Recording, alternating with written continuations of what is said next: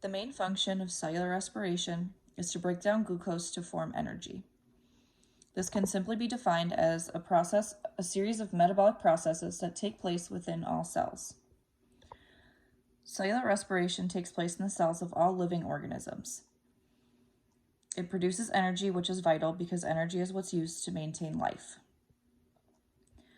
Cellular respiration works either in the presence or absence of oxygen, but essentially the process is called cellular respiration because it seems to respire in a way that it takes in molecular oxygen and releases carbon dioxide.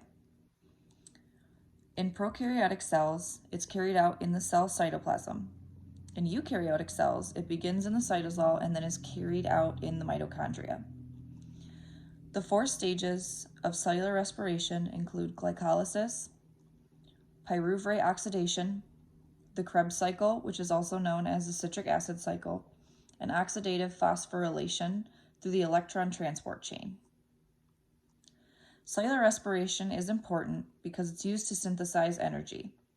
It's essential to both eukaryotic and prokaryotic cells to produce fuel that many metabolic processes need to survive. Cellular respiration takes place in both the cytosol and mitochondria of cells. And in this short video, this will show just a basic breakdown of how cellular respiration works. This bird, like all living animals, has cells that carry out cellular respiration. During cellular respiration, organisms break down nutrients in order to produce energy in the form of ATP. Let's take a closer look to see how this happens. If we zoom in on one of this bird's cells, we can see the mitochondria, where the majority of the reactions involved in cellular respiration occur. Let's zoom in further on a single mitochondrium.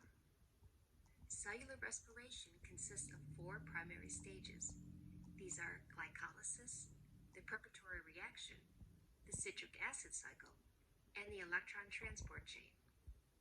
The first stage, glycolysis, occurs in the cytoplasm outside of the mitochondria. During glycolysis, enzymes break down glucose into 2 molecules of pyruvate. During this process, 2 ATP are produced, and NADH is released to be used in a later step of cellular respiration. Stage 2 is the preparatory reaction. During this stage, the pyruvates of glycolysis move into the mitochondria, where they are converted into acetyl-CoA.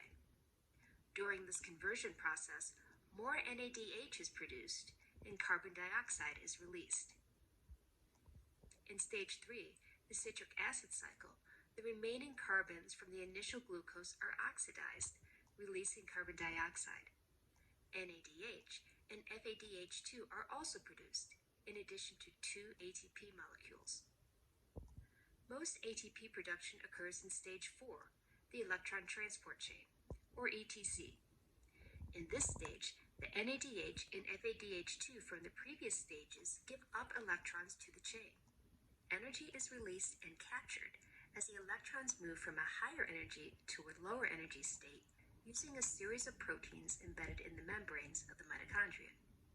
Later, this energy will be used for the production of ATP, typically 32 to 34 per initial glucose. Oxygen is used by the ETC as a terminal electron acceptor. It then combines with hydrogen ions to produce water. If we add up all the ATP produced from just one glucose molecule, we can see that these reactions produce a total of 36 to 38 ATP.